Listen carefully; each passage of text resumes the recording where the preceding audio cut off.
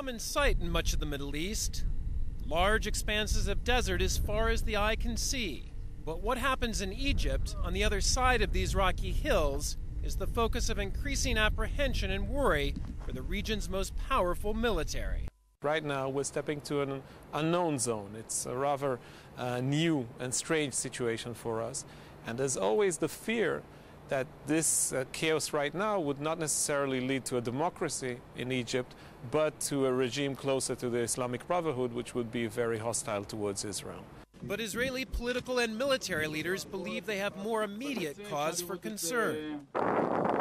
Recent outbreaks of violence and a high-profile attack on a pipeline of an Egyptian company that provides Israel with 40% of its natural gas has given rise to fears that Egypt's security forces are not up to the job of securing the 25,000 square kilometer Sinai Peninsula. There's no fence there. There's no actual barrier preventing terrorists from moving through the Gaza Strip to Sinai and then to southern Israel.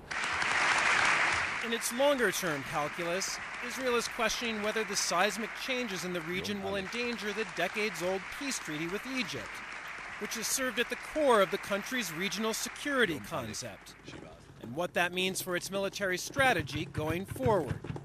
Just some of the weighty issues facing Israel's newly sworn-in military leader, General Benny Gantz. Speaking publicly the week before, his predecessor offered these words of caution. There is a weakening of the moderate camps of the traditional Arab leadership, and they are waning. Ashkenazi says. There is also a waning of American strength in this region, and this impacts their positions. Waning or not, the Israeli military is looking for all the friends it can get.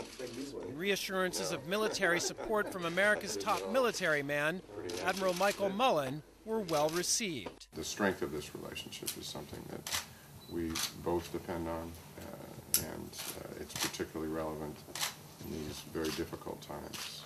While few here predict the outbreak of hostilities between Israel and Egypt, there is a feeling among many Israeli leaders that there are more dangers in a changed Egypt than there are opportunities. Kevin Flower, CNN, Jerusalem.